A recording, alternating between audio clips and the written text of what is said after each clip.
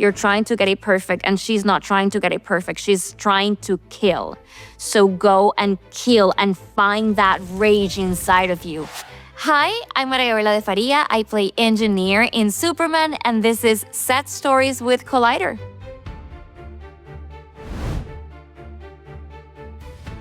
I read the comics right away, and when I looked at how Engineer looks in the comics, I freaked out. And I called my agent and I said, I know they're gonna give me a trainer, but I need it today. Because to me, one, I knew that I was gonna have to do a lot of physical stuff on set, and I needed to be ready, and I wasn't that kind of person.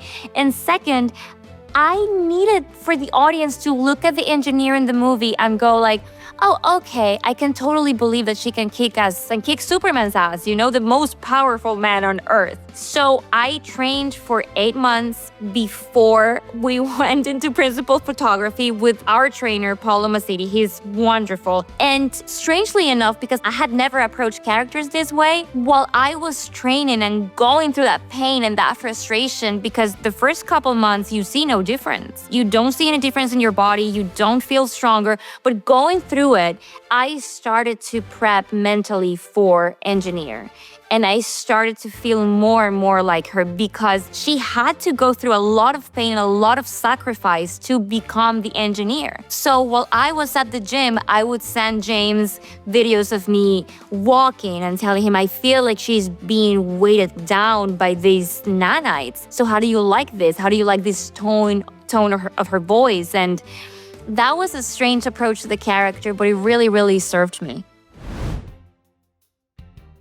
At the very beginning, training only with my trainer, with Paulo, we did 3 hours every day.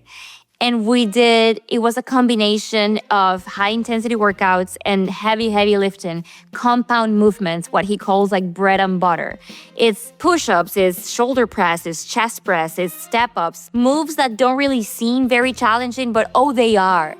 And that prepped me, that gave me, the muscles that Engineer needed to have, and at the same time, the stamina to be able to run on the deep snow in Svalbard, which is no easy task. And then when I got to the stunt training, each character has a style of fighting, and Angela is very animal-like, is very raw, is very visceral. So at the beginning, we all went through basic martial art training, so we could learn how to stand, how to do a good kick, a good punch, and then we went into specifics for each character. And that was really fun because it felt really performative. Like I remember whenever I couldn't really get a move, the stunt supervisor would go, because that's not Angela, that's not Engineer. You're trying to get it perfect, and she's not trying to get it perfect. She's trying to kill. So go and kill and find that rage inside of you. Every time I trained physically, it was also highly emotional, which is how I approached Angela on set. It's fun, and it's light, and it's freeing. It felt like an indie in some ways because it felt like a true collaborative situation. And he is very fun. He's very, he loves to curse, and I do too.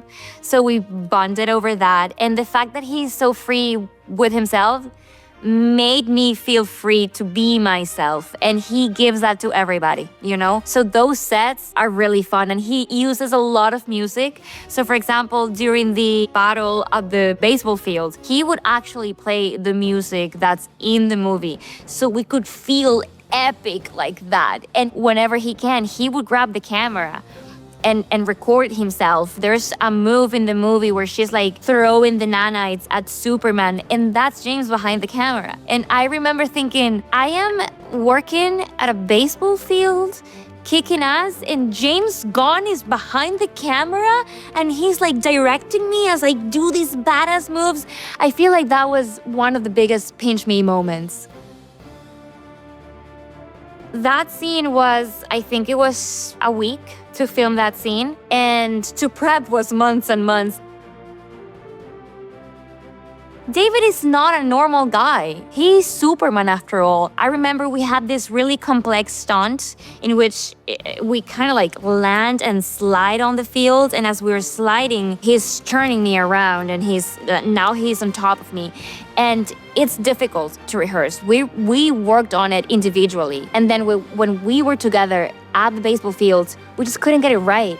You know, he's much bigger than I am, and the weight wasn't like really working, and it was raining, so it was much slippery. And I remember when we paused for a second, I was still on top of him because we were tied to each other's vests. And I'm like, David, what can I do this to make it better for you? And he looked up at me and he's like, Gabby, just let it wash over you. It'll work out. It's gonna work out. Don't worry about it. And I'm like, David, you're right. And it did, you know. I thought it would be the physical aspect of it, but after so many months of training, it became my life and part of who I am. So I think on set, the most challenging thing definitely was to be able to show the human inside of her, because she is part machine, that's great. But at the same time, for me, it was important that the human gave a really good fight. You know, she questions Lex Luthor. She has very different reasons as to why she does the things she does. And to me, to show that humanity, even during the fighting scenes and with the short dialogues that she has with Lex at the Fortress of Solitude and at Luthor Corp, to show that she's not okay with the things that he's doing. And that's something that was important for me and that James and I talked at length before we filmed. I don't think he had that vision for her to be that human and that vulnerable, but it was important for me. So I think we came to a really nice middle ground. I come from the world of telenovelas. So when I was a kid, that's all I did in Venezuela. I've been an actor since I was 5, so I did all of them growing up. And it's a lot. We do 40 scenes a day, and there's no time to doubt.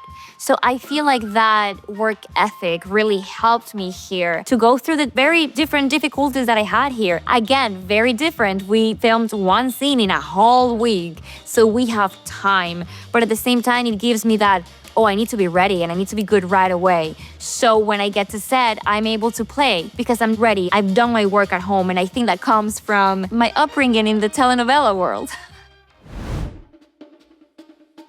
James is hilarious. He's the best. We truly bonded over so many things that we have in common. I love his taste in music. I am a big fan of his Spotify playlist, and he makes me laugh a lot. I think we have very similar sense of humor.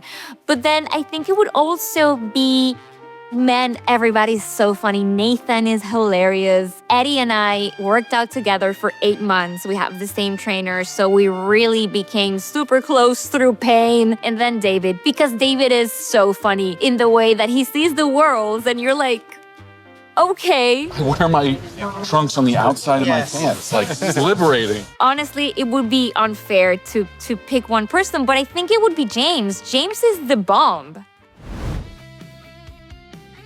So I love to work with music, and I create playlists for each character, and Angela has a great playlist, of course, but the one song that really speaks to Angela, I think it's Oh Lord by Foxy Shazam, which is, by the way, one of James's favorite bands ever, and he introduced me to the lead singer.